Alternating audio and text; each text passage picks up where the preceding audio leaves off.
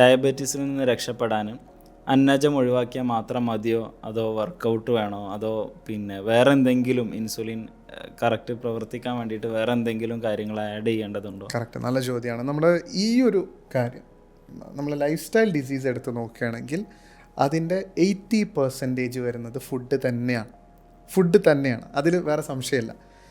അതെന്തുകൊണ്ടാണെന്ന് വെച്ചാൽ നിങ്ങൾക്ക് വർക്കൗട്ട് ചെയ്യാൻ പറ്റാത്തവരാണ്, നിങ്ങൾക്ക് നല്ല പ്രായമായി എന്ന് വിചാരിക്കുക, ഒരു 60 വയസ്സായി 70 വയസ്സായി, തേയ്മാനമുണ്ട്, അല്ലെങ്കിൽ നീർക്കെട്ടുണ്ട്, ജോയിൻറ്റ് പെയിൻസ് ഉണ്ട്, വർക്കൗട്ട് ചെയ്യാൻ പറ്റുന്നില്ല.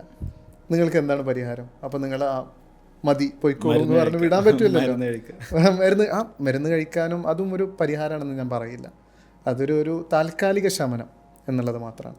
അപ്പോൾ ഡയറ്റ് എടുത്തു കഴിഞ്ഞാൽ തീർച്ചയായും അതിനൊരു പരിഹാരം തന്നെയാണ്. നമുക്കത് ആ ഇൻസുലിൻ റെസിസ്റ്റൻസ് എന്ന് പറയുന്നത് റിവേഴ്സ് ചെയ്ത് കഴിഞ്ഞാൽ ശരീരം നോർമലാവാണ് വീണ്ടും. ഡോക്ടർ പറയുന്നൊരു സംഭവം, നമ്മൾ ഡയറ്റ് എടുക്കാതെ വർക്കൗട്ടും മരുന്നൊക്കെ മാത്രം കഴിക്കുന്നത് എൻജിൻ ഓയിൽ മാറ്റാതെ പെട്രോൾ ഒഴിക്കുന്ന പോലെയാണെന്നുള്ളത്. എന്താണ് അതിനെ എന്നും പറ്റും. കറക്റ്റ് തന്നെയാണ്. കാരണം നമുക്ക് പ്രത്യേകിച്ച് ആരോഗ്യമുള്ളവരാണ് ഈ ഒരു കാര്യത്തിന് നിൽക്കുക.